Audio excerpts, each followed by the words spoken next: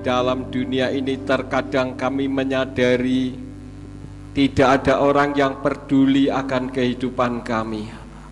Namun Engkau Bapa Yahweh tidak pernah tidak peduli. Engkau selalu memperdulikan kehidupan kami. Dan Engkau memberikan masa depan yang luar biasa. Itulah sebabnya pada saat ini kami memuji dan meninggikan nama-Mu. Sekarang ya Tuhan, kami akan mendengar isi hati Tuhan sendiri bagi kami pada saat ini. Tegur kami dan ajar kami, supaya hidup kami semakin benar di hadapan-Mu. Segala kuasa penguasa roh jahat di udara yang akan merebut kebenaran firman, kami tolak dan kami patahkan di dalam nama Adonai Yeshua HaMashiach. Pergi kau keluar, tinggalkan tempat ini. Tinggalkan setiap hati dan pikiran kami, karena hati dan pikiran kami hanya kami tujukan bagi kebenaran firman saja. Berikan kemampuan kepada kami bukan hanya untuk mendengar, tetapi juga melakukan di dalam hidup kami. Demi nama Adonai Yeshua HaMashiach, kami berdoa dan mengucap syukur. Haleluya. Semua yang percaya katakan amin. Shalom Aleichem. Puji Bapa Yahweh, pada hari ini saya akan menyampaikan firman yang saya beri judul Tuhan lelah. Ayatnya di dalam Kejadian 2 ayat yang kedua dari Indonesian Literal Translation yang berbunyi demikian. Dan pada hari ketujuh Elohim telah menyelesaikan pekerjaan yang telah Dia lakukan, dan Dia beristirahat pada hari ketujuh dari semua pekerjaan yang telah Dia lakukan. Dari ayat ini, Bapak Ibu Saudara sekalian, ada beberapa orang yang seringkali istilahnya nyinyir ya. Kekristenan itu seringkali diejek. Ya tentu karena ada banyak orang yang tidak suka dengan kekristenan, sehingga orang mengatakan bahwa Tuhannya orang Kristen itu kelelahan. Kenapa Tuhannya orang Kristen dianggap kelelahan? Karena Kejadian 2 ayat yang kedua tadi, Tuhan kenapa saudara-saudara? Beristirahat. Jadi saya bayangkan seperti orang habis kerja lalu duduk sambil kipas-kipas pakai capingnya gitu, karena kelelahan, sambil buka baju keringetan gitu ya. Nah, apakah benar Tuhan kita itu kelelahan? Di dalam Kejadian 2 ayat yang kedua dari bahasa Ibraninya itu beda dengan terjemahan dari Indonesian Literal Translation. Memang saya mengakui bahwa terjemahan Yayasan Lembaga Alkitab Indonesia dalam hal ini lebih benar, dan Indonesian Literal Translation itu terjemahan dari J.P. Green, kitab yang berbahasa Inggris yang dipergunakan oleh Sekolah Tinggi Teologi di seluruh Indonesia. Tetapi Bapak Ibu Saudara sekalian, kalau saya konvertkan dengan terjemahan bahasa Inggris, memang kata istirahat di sana dikatakan rested, ya istirahat ya. Tetapi kita lihat dari Kejadian 2 ayat 2. Wa yekal Elohim bayom hasfi'i melakto asher asa wa yisbot bayom hasfi'i mikal melakto asher asa. Saya tidak akan menerangkan terlalu banyak di sini, tetapi yang tadi dikatakan istirahat itu dari bahasa Ibrani wayisbot yang berarti berhenti melakukan. Jadi Bapak Ibu Saudara sekalian, kalau terjemahan yang tepatnya adalah Kejadian 2 ayat yang kedua, terjemahannya lebih tepat berbunyi demikian. Dan pada hari ketujuh Elohim telah menyelesaikan pekerjaan yang telah Dia lakukan, dan Dia berhenti melakukan pada hari ketujuh dari semua yang telah Dia perbuat. Ada enggak di situ istilahnya istirahat? Enggak ada ya, jadi bukan istirahat. Lalu ada orang yang menggunakan ayat yang lain, yaitu Yeremia 15 ayat yang ke-6. Yeremia 15 ayat yang ke-6 di dalam Indonesian Literal Translation, tolong bisa dimunculkan. Karena itu aku akan mengacungkan tanganku terhadap engkau dan menghancurkanmu. Aku telah lelah mengampunimu. Ada istilah lelah di situ. Lelah sama dengan kecapean. Maka istirahat kalau dihubungkan seolah-olah benar ya. Tapi coba kita lihat Ibraninya tadi yang ini. Di sini berbunyi at nataste otineum Yahweh akor releki waat et jadi alait waskitek nilaiti hinakem. Saya beri tanda merah yang ada kaitannya dengan masalah Elohim atau Tuhan lelah, yaitu di sini menggunakan kata nilaiti. Nilaiti itu artinya aku telah jenuh.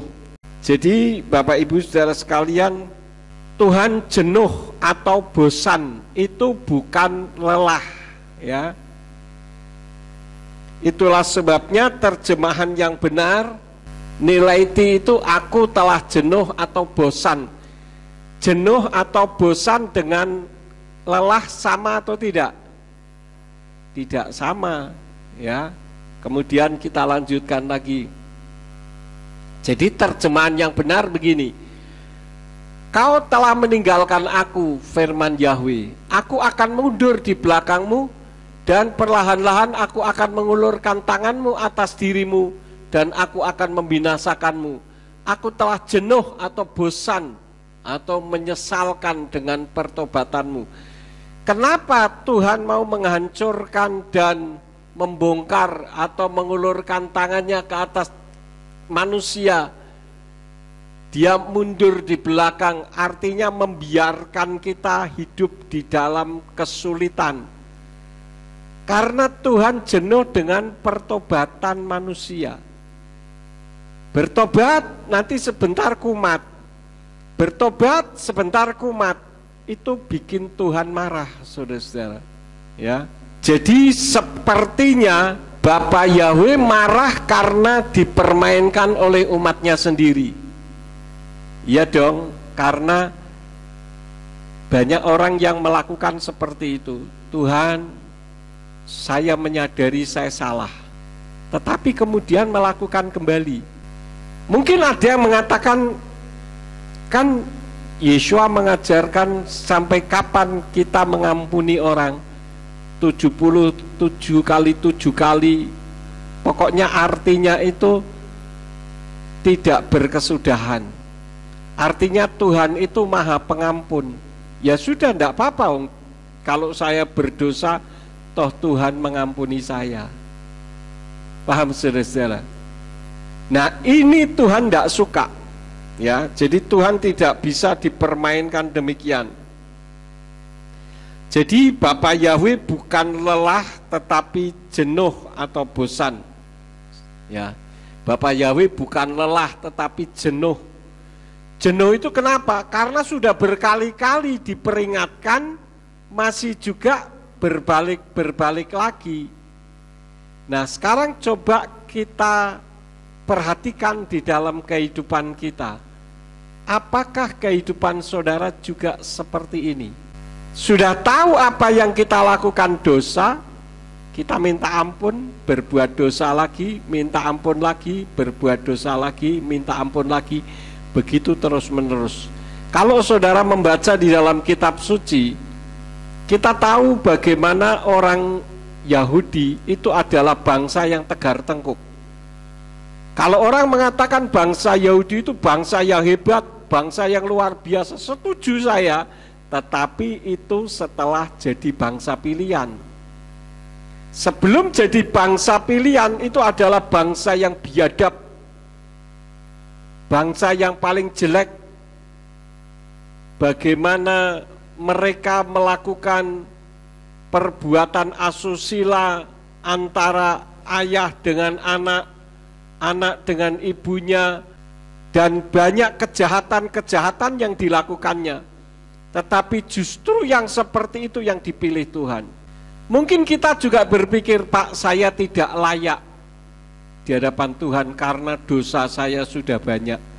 Saya sudah seringkali katakan berkali-kali, lebih baik mantan orang jahat daripada mantan orang baik. Lebih baik mantan bajingan daripada mantan pendeta. Kalau jadi mantan bajingan itu menjadi orang yang baik. Tapi kalau mantan orang baik itu jadi tidak baik. Jadi kalau ada di antara saudara yang nonton YouTube streaming, mungkin saudara merasa saya adalah orang yang tidak layak di hadapan Elohim. Justru saudara dilayakkan. Kalau hari ini saudara bisa nonton YouTube ini bukan karena kebetulan. Termasuk semua yang ada di tengah-tengah kita. Mungkin ada di antara kita yang merasa saya ini tidak layak. Kalau melihat perbuatan saya dulu, saya tidak layak. Tuhanlah yang melayakkan Anda. Asal kita jangan mempermainkan Tuhan. Karena Tuhan tidak bisa dipermainkan. Jangan sampai Bapak Yahweh marah karena dipermainkan oleh umatnya sendiri. Saya katakan bahwa Bapak Yahweh itu bukan lelah. Karena ada banyak ayat-ayatnya yang mengungkapkan masalah ini. Coba kita lihat di dalam Ratapan 3 ayat yang ke-22. Nah, di sini dikatakan sebab kebaikan Yahweh tidak pernah berhenti. Artinya tidak lelah karena tidak pernah berhenti. Jalan terus. Karena rahmatnya tidak berkesudahan. Lalu di dalam Yohanan 5 ayat yang ke-17 dikatakan, namun Yesua menjawab mereka, Bapakku bekerja hingga sekarang, maka aku pun bekerja. Jadi ejekan yang mengungkapkan bahwa Kristen itu Tuhannya kelelahan, masuk atau tidak, saudara-saudara? Tidak masuk, karena ayat-ayatnya yang lain mengatakan demikian. Kan biasanya orang mengatakan, kamu ngomong jangan asal ngomong, dalilnya ada enggak? Ini dalilnya semua, saudara-saudara, yang mengungkapkan bahwa Tuhan sejak dulu, sekarang, sampai selama-lamanya, bahkan dunia kiamat pun Tuhan tetap bekerja. Ya. Kemudian kita lihat lagi Mazmur 121 ayat 3-4. Dia tidak akan membiarkan kakimu goyah, penjagamu tidak akan terlelap. Lihatlah, tidak akan terlelap ataupun tertidur penjaga Israel. Kita sering mendengar istilah Jawa yang mengatakan Gusti mboten sare, Tuhan tidak tidur. Saudara tidur, Tuhan tidak pernah tertidur. Karena Dia bekerja sampai kapanpun. Satu lagi ayatnya di dalam Yesaya 40 ayat yang ke-28. Tidakkah engkau tahu, tidakkah engkau dengar, Elohim yang kekal. Nah ini, sampai di sini saya potong dulu, Elohim yang kekal. Artinya ada sampai selama-lamanya. Jadi kalau ada orang mengatakan, Yahweh itu dulu Pak, dulu. Sekarang sudah tidak ada, ini orang tidak ngerti firman. Saya tidak peduli apakah saudara yang ngomong ini pendeta atau tidak. Kalau Yahweh itu hanya dulu, berarti dia bukan kekal. Padahal dia Elohim yang kekal. Yahweh, dialah yang menciptakan ujung-ujung bumi. Dia tidak menjadi lemah dan tidak menjadi lesu. Terhadap pengertiannya tidak ada penelitian. Jadi Yahweh itu bukan lelah atau kelelahan. Nah kalau lelah atau kelelahan itu bahasa Ibraninya apa Pak? Kita lihat. Lanjut. Lelah atau kelelahan. Lelah itu bahasa Ibraninya ayif. Ini menyatakan keadaan fisik dan mental. Ada orang yang fisiknya lelah, mau ngapa-ngapain malas, tidak ada mood kalau anak sekarang katakan demikian, ndak mood mau ngapa-ngapain, malas, ya. Itu lelah. Sekarang kalau kelelahan itu bahasa Ibrani-nya tayis, menyatakan keadaan fisik dan mental yang letih dan atau lesu. Sudah letih, lesu, letih dan lesu, loyo, ya, loyo, lungkrah, lemes, letoi, lunglai, sama ya.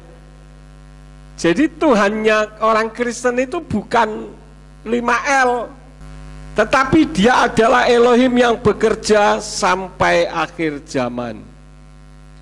Nah sekarang Elohim kita itu seperti apa? Kita lihat yang pertama, mengasihi manusia. Nah yang menjadi pertanyaannya, saudara merasa tidak kalau saudara itu dikasihi Tuhan? Tapi masalah saya banyak, Pak. Apakah kalau masalah banyak itu berarti Tuhan tidak mengasihi? Tuhan tetap mengasihi. Tidak ada satu ayat pun yang mengatakan ketika kita dikasihi oleh Elohim, kita bebas dari masalah. Dan jangan sekali-kali kita berdoa, Tuhan bebaskan aku dari setiap masalah. Karena orang yang berdoa minta dibebaskan dari masalah sama saja dengan berdoa minta mati. Karena hanya orang mati yang bebas dari masalah. Masalahnya ya langsung ketemu Bapak Yahweh, mau masuk Firdaus atau Gehenna, masuk surga atau neraka. Tapi sepanjang kita hidup di atas muka bumi ini, boleh saja masalah terjadi di dalam kehidupan kita. Semakin besar masalahnya, kasih Bapa Yahweh semakin bisa kita rasakan. Mungkin ada di antara saudara yang merasa, saya kok tidak dikasih Elohim. Biasanya hal itu terjadi ketika kita mengalami banyak masalah. Tapi ketahuilah, semakin besar masalah yang saudara alami, dan semakin saudara tetap berpegang teguh kepada kebenaran, maka berkatnya akan semakin besar. Saya sudah sering kali ceritakan yang sangat fresh itu adalah ketika Dina menghadapi masalah visa. Visanya sudah mau habis dan dia harus mendapatkan rumah sakit yang mau nyponsori green card. Rumah sakit tempat di mana dia bekerja sekarang, UCLA Hospital, itu kuotanya habis dan urusan green card sudah ditutup. Saya berdoa pagi pada saat itu. Saya ingat betul Pak Gianto juga ikut doa pagi di sini. Saya doa puasa, kami berdoa dengan sungguh-sungguh. Padahal Dina sudah mengeluarkan uang $6.000 Amerika untuk bayar lawyer untuk pindah ke Chicago. Cuman di Chicago saya kurang srek karena banyak orang kulit hitam di sana dan dia tidak punya teman. Saya doa puasa dengan sungguh-sungguh. Kemudian saya ditelepon Dina, Dad, ini ternyata green card dibuka lagi. Bagaimana? Mau dilanjutkan ke Chicago atau tetap di sini? Terus saya tanya, kalau tetap di LA bagaimana? Kalau tetap di LA berarti duit Dina hilang $6.000. Ini sebuah dilema, saudara-saudara. $6.000 itu sekitar berapa? Berapa? 90 juta. Bayangkan, saudara-saudara. Ya. Tapi saya merasa di dalam hati saya sudah dilepaskan $6.000-nya. Kemudian dia memasukkan berkas itu ke bagian green card. Begitu sudah masuk, saudara-saudara, green card ditutup lagi. Ini tidak pernah terjadi di seluruh Amerika dan hanya sekali-kalinya itu. Dan itu semua terjadi karena apa? doa. Jadi jangan anggap enteng doa loh saudara-saudara ya. Kita berdoa itu tidak sedang ngomong dengan angin. Kalau negara berkembang mungkin bisa mempermainkan begitu, tapi ini negara maju. Begitu green card berkasnya dimasukkan, paginya langsung ditutup. Jadi buka sehari hanya untuk memasukkan berkas saja. Dan sekarang bukan hanya green card, tetapi sudah citizen. Ini pertolongan Bapa Yahweh yang luar biasa. Terkadang Tuhan izinkan kita berada dalam masalah yang besar.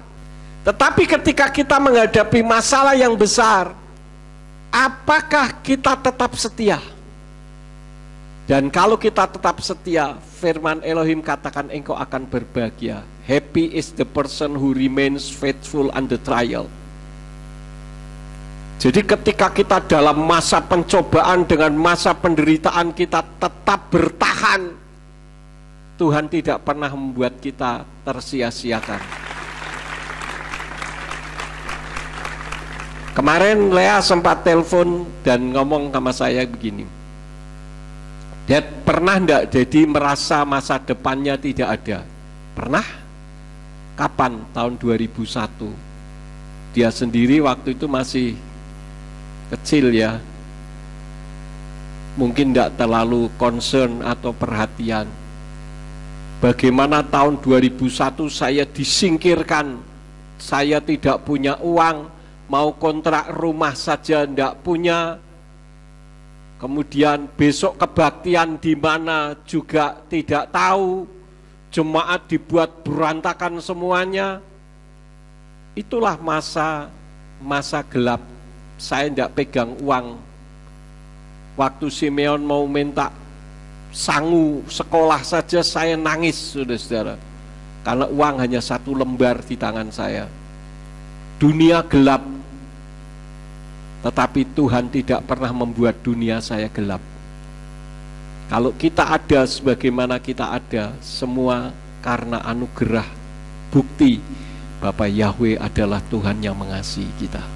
Jadi saya tidak tahu saat ini saudara sedang ada pergumulan apa, tetapi dalam pergumulan itu tetaplah berpegang teguh akan kebenaran. Karena Tuhan kita adalah Tuhan yang mengasihi manusia. Yang kedua, Tuhan bukan hanya mengasihi tetapi juga memberkati. Nah, kalau kita bicara soal berkat, jangan selalu diasosiasikan soal apa? Uang, soal duit, jangan. Please, jangan saudara-saudara. Saudara sehat itu berkat yang besar. Orang kalau belum pernah sakit yang mengancam nyawa, orang akan berpikir uang segala-galanya. Tapi saya katakan uang bukan segala-galanya. Buktinya apa? Banyak artis-artis yang kawin cerai. Artinya keuangannya tidak membuat hidupnya bahagia. Banyak orang-orang tenar yang mati, bunuh diri. Artinya keuangan itu, ketenaran bukan segala-galanya. Berkat Tuhan adalah kalau saudara sehat. Karena kesehatan itu mahal, saudara-saudara, ya. Dan ini sering saya tekankan, jangan sampai jemaat gereja pemulihan firman Surya kebenaran berpikir tidak diberkati karena tidak pegang uang. Ini sangat naif. Saudara bisa datang ke gereja pada hari ini sampai di sini, itu berkat Tuhan. Harus disyukuri, saudara-saudara. Yang ketiga, Tuhan menghendaki manusia sehat. Itulah sebabnya Tuhan memberikan pengertian soal makanan yang menyehatkan, kosher, yang layak untuk dimakan. Itu tidak ada kaitannya dengan keselamatan jiwa, tapi keselamatan tubuh. Artinya kalau mau sehat, ya jangan makan. Kalau mau makan, katakanlah ya sedikit, jangan ugal-ugalan. Karena Tuhan menghendaki manusia sehat. Apa sih yang Tuhan berikan kepada manusia? Sayur-sayuran dan biji-bijian, buah-buahan, itu adalah makanan yang menyehatkan. Ya, jadi jangan sampai orang memperdebatkan tentang masalah makanan koser atau tame dan tahor. Karena di dalam bahasa Ibraninya itu tame dan tahor. Tame itu unclean atau tidak bersih, sedangkan tahor itu bersih. Jadi makanan yang bersih dan yang tidak bersih, yang sehat dan yang kurang menyehatkan, kira-kira begitu. Jadi itu tidak ada kaitannya dengan keselamatan jiwa. Maka terjemahan haram dan halal itu terlalu tajam kalau menurut saya. Kemudian hal yang keempat, menghendaki manusia selamat. Itu adalah kehendak Tuhan, ya. Artinya bahwa Tuhan kita itu bukan Tuhan yang memikirkan diri sendiri karena kelelahan. Tidak. Dan yang kelima, yang terakhir adalah kembali bersatu atau berdampingan dengan Elohim. Ini adalah keinginan hati Tuhan. Itulah sebabnya Tuhan sangat menjaga saudara dan saya. Cuman yang seringkali kitanya yang tidak mau. Coba kita lanjutkan. Yang pertama tadi apa? Mengasihi manusia. Kita lanjutkan. Nah, yang pertama mengasihi manusia. Ya. Itu ayatnya di dalam Yohanan 3 ayat yang ke-16. Sebab Elohim demikian mengasihi dunia ini, sehingga dia mengaruniakan putranya yang tunggal, supaya setiap orang yang percaya kepadanya tidak akan binasa, melainkan dapat memperoleh hidup kekal. Satu lagi di dalam Yeremia 31 ayat yang ketiga. Dari jauh Yahweh telah menampakkan diri kepadaku, ya, aku telah mengasihimu dengan kasih yang kekal. Kasihnya kekal, keberadaannya kekal, tentu tidak akan ada kematian. Itulah sebabnya kalau orang mengatakan di perjanjian baru tidak ada Yahweh, itu tipu daya setan. Perjanjian baru pun Yahweh ada, bahkan sampai sekarang dan selamanya. Nah buktinya tidak ada Pak, ya tidak ada yang ditulis pakai bahasa Yunani. Dan saya bisa membuktikan bahwa kitab perjanjian baru aslinya tidak ditulis dalam bahasa Ibrani. Walaupun teolog-teolog terkenal di seluruh dunia mengatakan perjanjian baru aslinya ditulis dalam bahasa Yunani, saya katakan no, bukan. Karena kalau ditulis dalam bahasa Yunani, logikanya tidak ada kesalahan. Tapi saya bisa membuktikan perjanjian baru ada banyak kesalahan kalau menggunakan bahasa Yunani. Kalau dalam bahasa asli salah, berarti iman kita salah, ya. Tapi inskripsinya tidak ada, ya tidak ada, sudah dibakar mau diminta. Seperti saya kasih saudara bakso 5 butir, saudara makan, kemudian saya tanya mana baksonya, ya sudah di perut diminta. Tentu tidak ada. Tetapi kalau tidak ada bukan berarti tidak bisa dibuktikan. Saya punya buku judulnya Ruach Emet. Itu yang menulis Rabi Yahudi. Dia tidak terima kalau dikatakan perjanjian baru ditulis dalam bahasa Yunani. Nah yang seperti ini banyak pendeta tidak mau belajar. Tapi kalau disodorkan kesalahan-kesalahannya, tidak mau dengar.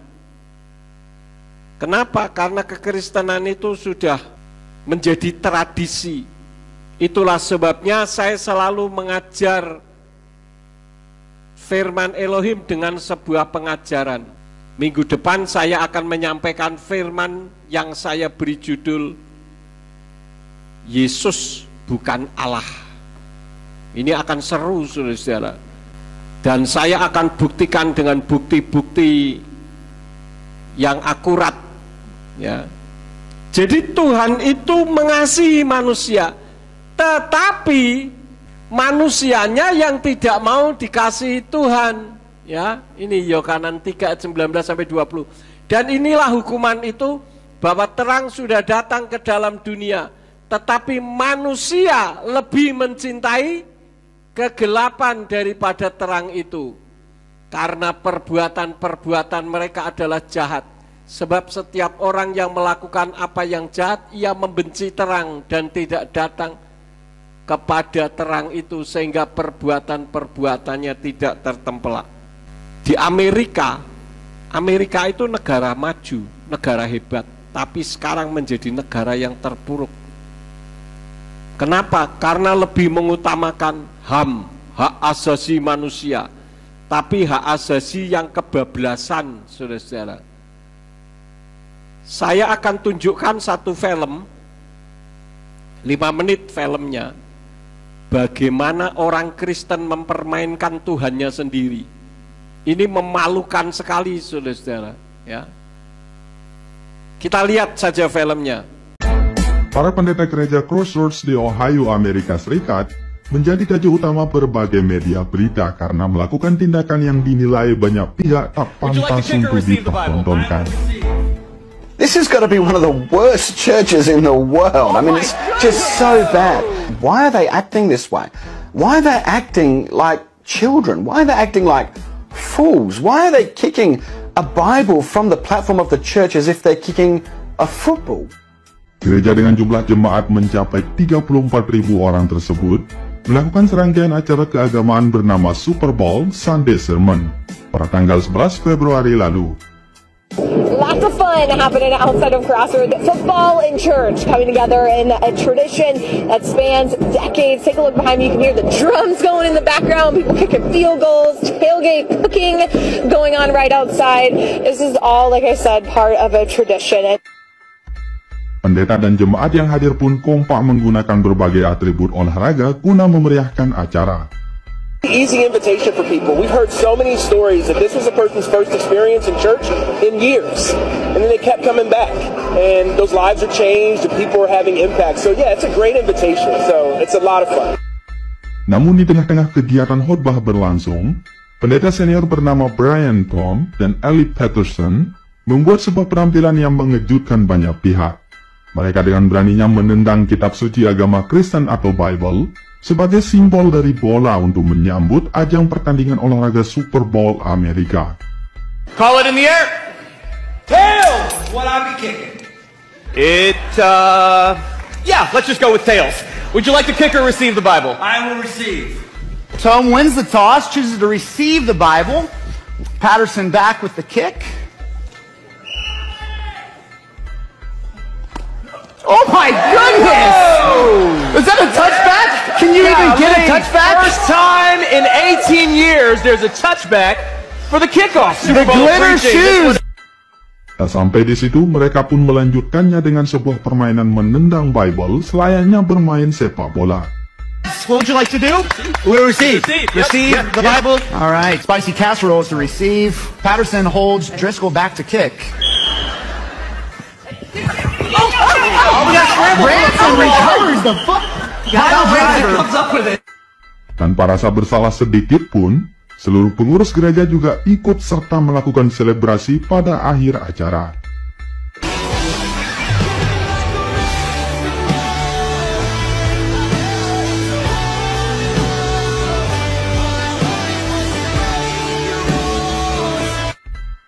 Lebih mirisnya lagi, Andy Reader selaku ketua komunitas pendeta gereja Crossroads menjelaskan bahwa apa yang mereka lakukan ini merupakan konsep untuk menciptakan lingkungan gereja menjadi tempat yang lebih menyenangkan bagi semua orang. And today, you are tuning in for a church service that is unlike any other. No matter what you believe, you're going to laugh. No matter what you believe, you might be a little confused at some point, but I believe you will and can experience God and church in a fresh new way. Now you might be wondering, why on earth would we do something like this? Well, there's two answers for that. One, we believe that church can and should be fun. You're going to experience hilarious commercials filled with middle school humor, really great music, and some good old-fashioned smack talk. Kejadian ini cukup menyita perhatian berbagai pihak. Banyak yang menyayangkan aksi tak terpuji para pendeta dan pengurus gereja karena telah melecehkan kesucian dan kesakralan dari agama mereka sendiri. Seperti yang disampaikan oleh seorang uskup asal North Carolina bernama Patrick Wooden. Now, is that any way to treat the Bible? Now, when was the last time you saw a football game and the football people came dressed in a way where they would look like they're going to church? See, something's wrong with us. See, why are you going to dress up in a football jersey and make your church service like a football game? And yet the world of religion has no problem bringing that stuff into the church, to the point that someone would kick about. You know, I don't know what in time will happen to that woman's foot. That's a desecration. That's the word I'm searching for. It's a desecration. And you know, it's amazing what members will put up with. Didn't nobody leave. Everybody just got happy. Oh, I don't see what the big deal is. All right, well, Sunday, bring me a picture of your mother, whether she's living or dead. Bring her to me. And I'm going to hold the picture up and I'm going to kick it and to illustrate a point. You wouldn't allow that. You'd be, and your mother ain't died on the cross for nobody. Bagaimana komentar saudara tentang tadi? Alkitab dipakai untuk main sepak bola. Satu hal yang saya pegang, Alkitab dijadikan bola, tetapi Alkitab tetap Alkitab dan tidak pernah menjadi bola. Kebenaran tetap kebenaran. Namanya saja gereja crossroad. Crossroad itu artinya perempatan jalan. Jadi gereja perempatan jalan. Jadi otaknya otak gebel. Ya. Ndak pendetanya, ndak pengurusnya, ndak jemaatnya gembel kabeh. Mereka bahagia lagi, senang lagi, ya. Nah, ini karena sesuai dengan apa yang tertulis di dalam kitab suci bahwa akhir zaman akan ada orang yang mengumpulkan pengkhotbah hanya untuk menyenangkan jemaat. Artinya apa? Khotbah yang disampaikan hanya sesuatu yang enak di telinga. Ditegur firman ngamuk, diajar yang benar ndak mau. Makanya dengar minggu depan jangan sampai tidak hadir. Yesus bukan Allah. Nanti saudara mendengar, kenapa saya bisa menampilkan hal seperti itu? Karena ada seorang ustadz yang marah-marah, padahal ustadznya ini benar, saudara-saudara. Ya, jadi orang Kristen yang tidak mau ngerti, tidak mau belajar, merasa diri sudah paling benar, dengarkan minggu depan. Sekarang kita lanjutkan. Tadi kan dikatakan di ayat sebelumnya, di Yohanan 3 ayat 19 sampai 20 dikatakan, dan inilah hukuman itu, bahwa terang sudah datang ke dalam dunia, tetapi manusia lebih mencintai kegelapan, termasuk pendeta-pendeta tadi, mencintai kegelapan, tidak menghargai kitabnya sendiri. Bagaimana mungkin orang luar bisa menghargai kalau yang punya kitab saja tidak bisa menghargai dirinya sendiri? Manusia lebih mencintai kegelapan daripada terang itu, karena perbuatan-perbuatan mereka adalah jahat. Sebab setiap orang yang melakukan apa yang jahat, ia membenci terang. Ya, orang yang jahat itu orang yang membenci terang. Nah, sekarang siapakah terang itu? Yohanan 12 ayat 46 katakan, akulah terang yang telah datang ke dunia, supaya setiap orang yang percaya kepadaku ia tidak tinggal dalam kegelapan. Siapa yang mengatakan akulah di situ, saudara-saudara? Yeshua HaMashiach. Yeshua HaMashiach adalah terang dunia. Kemudian kita lihat lagi 1 Yohanan 1 ayat 5, dan inilah janji yang telah kami dengarkan dari Dia dan kami beritakan kepadamu, bahwa Elohim adalah terang dan di dalam Dia sama sekali tidak ada kegelapan. Perhatikan, akulah terang, ini Yeshua. Elohim adalah terang, artinya Yeshua Elohim. Simpel sekali, saudara-saudara. Kalau sampai orang nggak ngerti seperti ini, itu orang yang belum menerima kasih karunia. Dulu sebelum mengenal Bapa Yahweh, orang menganggap Yesus itu Tuhan. Tapi ketika sudah mengenal Bapa Yahweh, justru Yesusnya dibuang. Dikatakan Yesus bukan Yahweh. Padahal Elohim itu hanya satu. Ya, jelas di sini, akulah terang. Yeshua yang mengatakan, Elohim adalah terang. Artinya Yeshua itu Elohim, kan simpel sekali. Anak kecil juga bisa, saudara-saudara. Lanjut. Jadi Yeshua itu terang dan dia adalah Elohim, yaitu Yahweh, karena Yahweh itu terang. Karena Yahweh itu terang. Ayatnya di mana? Yesaya 60 ayat 20. Mataharimu tidak lagi akan menjadi terang bagimu, dan bulanmu tidak akan memudar, karena Yahweh akan menjadi terang abadi. Yahweh menjadi terang abadi, terang yang kekal. Artinya tidak berkesudahan. Makanya Yahweh tidak berkesudahan. Di perjanjian baru ada Yahweh atau tidak? Ada. Sekarang ada atau tidak? Ada. Sampai akhir dunia pun Yahweh tetap ada. Dan hari-hari perkabunganmu akan berakhir. Hanya orang yang mengasihi Bapa Yahweh karena menyadari Bapa Yahweh mengasihinya, maka hari-hari perkabungan akan berakhir. Artinya apa? Meskipun saudara dalam pergumulan, tetap bersukacita. Ini yang jadi masalahnya, bisa atau tidak. Kalau dalam masa perkabungan, dalam masa perjuangan, dalam masa pergumulan, saudara tetap memiliki hati yang bisa bersukacita, di situ saudara mendapatkan kemenangan dari Bapa Yahweh. Yang kedua, Tuhan berusaha untuk memberkati manusia. Ayatnya mana?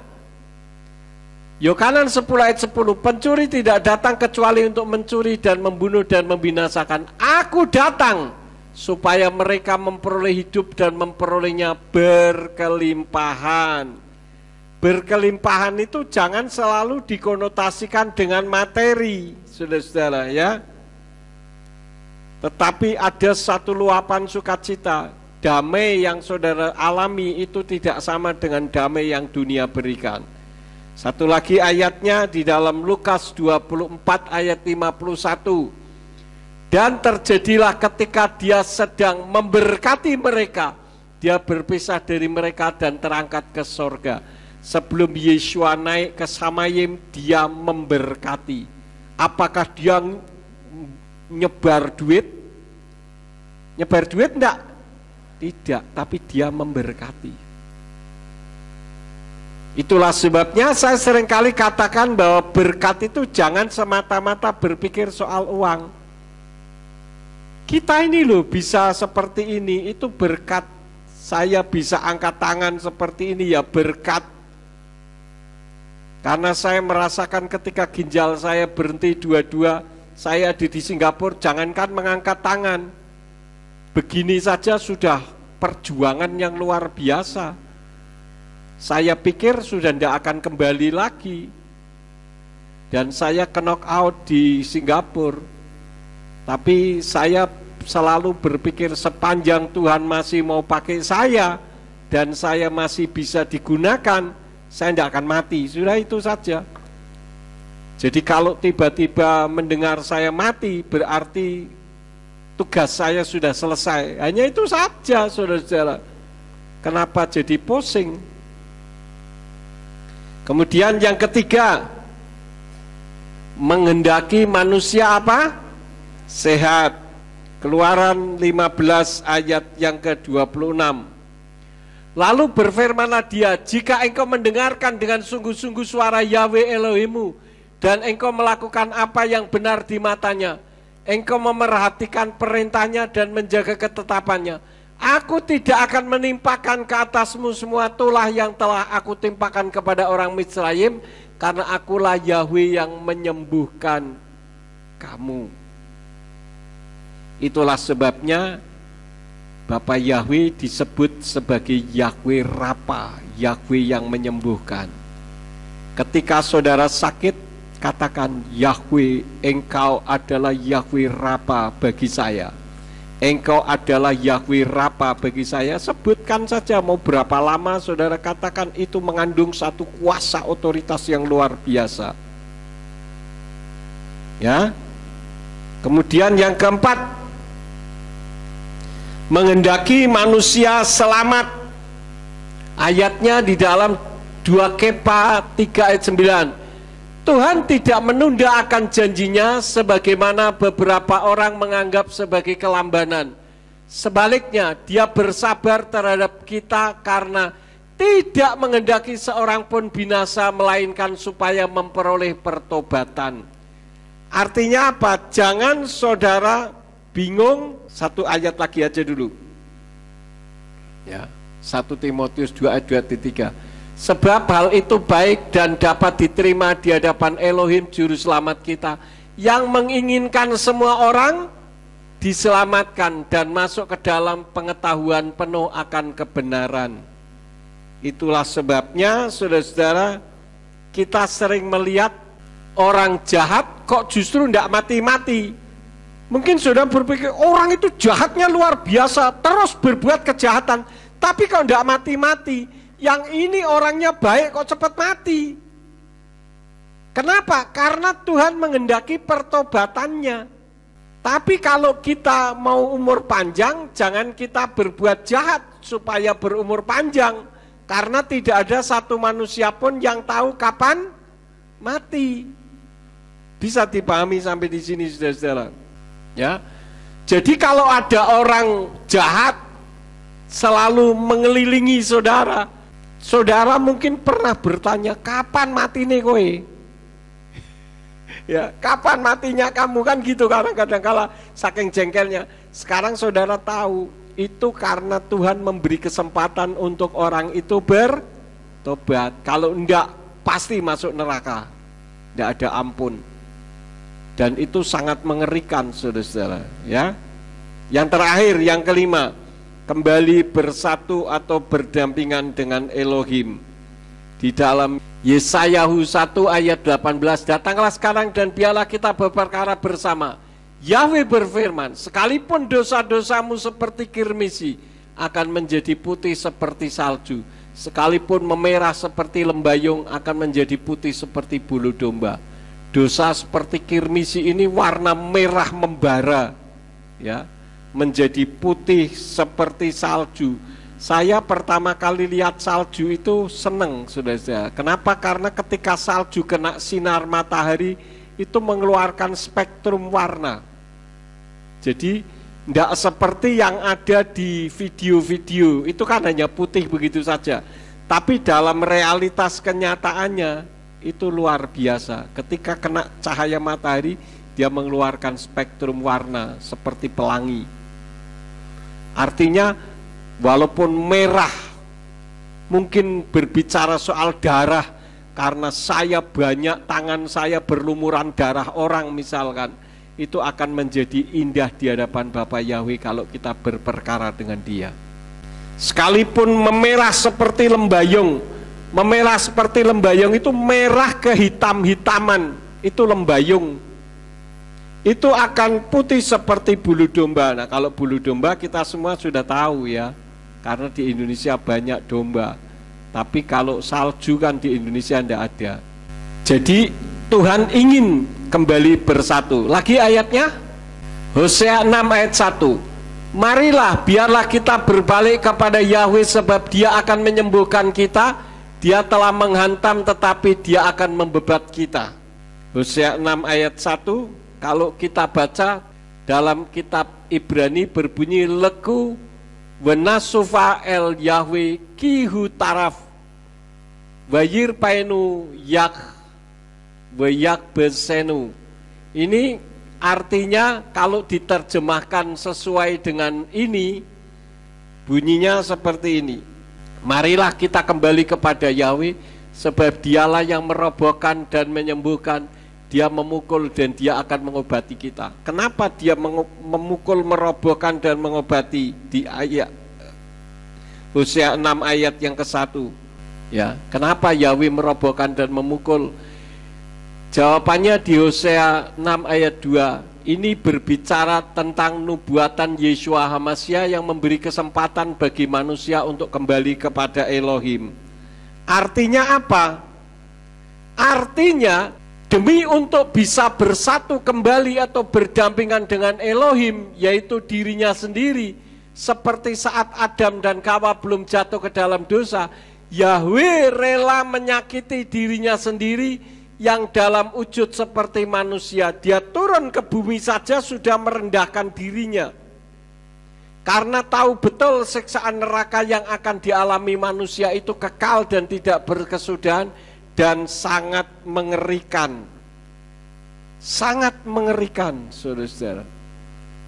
Itulah sebabnya Yahweh ingin manusia kembali seperti zaman Adam dan Hawa, bisa berkomunikasi dekat.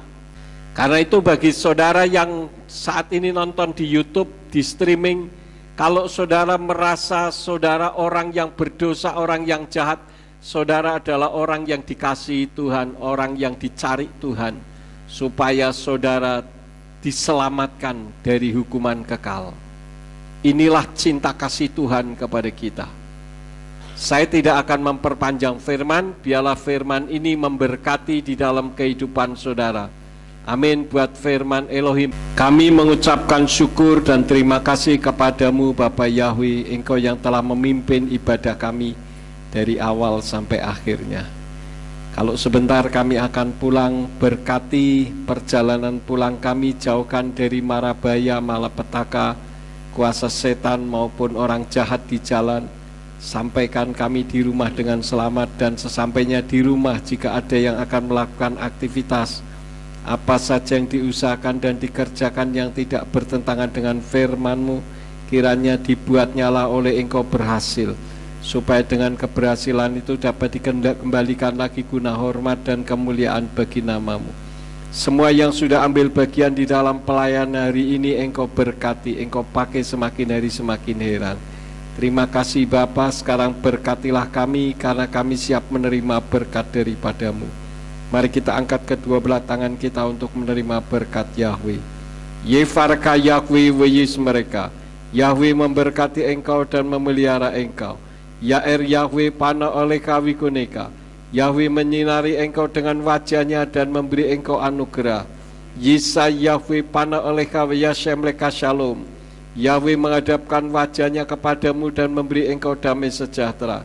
Diberkatilah engkau di kota dan diberkatilah engkau di ladang. Diberkatilah buah kandunganmu, hasil bumimu dan hasil ternakmu, yakni anak lembu sapimu dan kandungan kambing dombamu. Diberkatilah bakulmu dan tempat adonanmu. Diberkatilah engkau pada waktu masuk dan diberkatilah engkau pada waktu keluar. Sekarang pulanglah dan terimalah berkat. Kasih Bapa Yahweh Sang Pencipta, kasih karunia Adonai Yeshua HaMashiach Sang Pembeli Jiwa, dan Ruach HaKodes menyertai saudara sekalian sampai Maranatha. Adonai Yeshua HaMashiach datang kembali untuk yang kedua kali dan mengangkat kita semua. Haleluya.